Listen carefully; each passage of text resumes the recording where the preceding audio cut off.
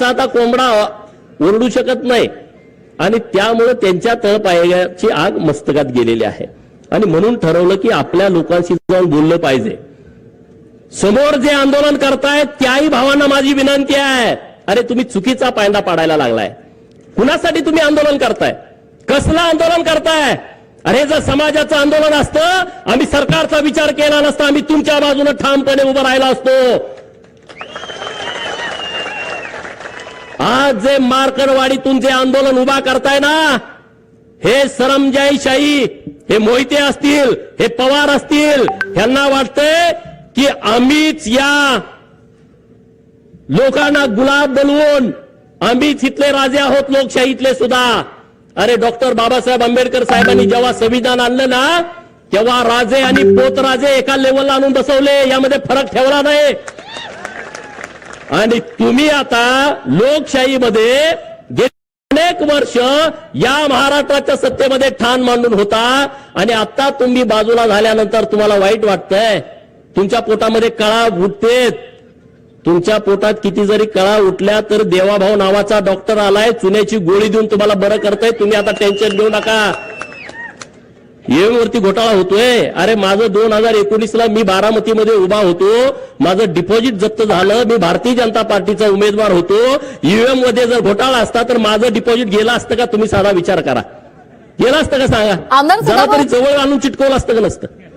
हा, जरा तरी जवळ। अरे 2024च्या लोकसभेमध्ये तुमचे 31 खासदार निवडून आले, तेव्हा यांची स्टेटमेंट काय होती पवारांची? महाराष्ट्र आणि महायुतीचा सुपडा साफ केला।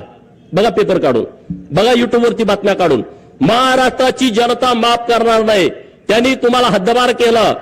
4 महिन्यापूर्वी यांची स्टेटमेंट, आणि आता तुम्हाला हद्दपार केलं तर ईव्हीएमच्या मागे पवार दडायला लागलाय। अरे ईव्हीएम बारकी मशीन आहे, त्याच्या मागे पवारासारखा माणूस दडू शकतो का? पण दडायला लागले। सदाभाऊनी तुम्हाला सांगितलं बॅलेटवरच्या यांना निवडणुका काय पाहिजेत। डॉक्टर बाबासाहेब आंबेडकर साहेब 1952ला लोकसभेला उभा होते, त्यांचा 14,000 मतांनी पराभव झाला आणि 74,000 मतं त्यांनी बाद केली होती। 74,000 मतं बाद। हे टगे लोक काय करायचे माहिती का? तुमचं बॅलेटवर आहे, आता आपण थेट मारली, बाद झालं। चिठ्ठी घेऊन खाल्ली, विषय संपला। चिठ्ठी पळवून दिली, विषय संपला। आता यांना यात हस्तक्षेप करता येत नाही।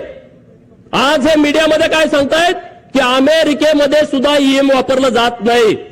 किती खोटं सांगायचं बघा।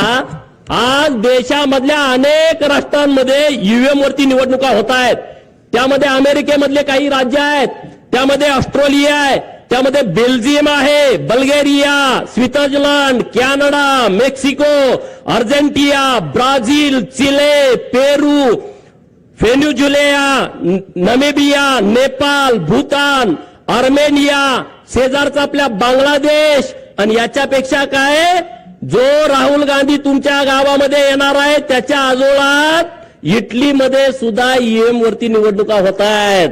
राहुल बाबाला माझा सवाल आहे, पहिला आजोळला जा, मामाच्या गावाला जा, जुक जुक जुक जुक आगेन गाडी, धुराच्या रेस्या हवेत काढी, पळती झाडे पाव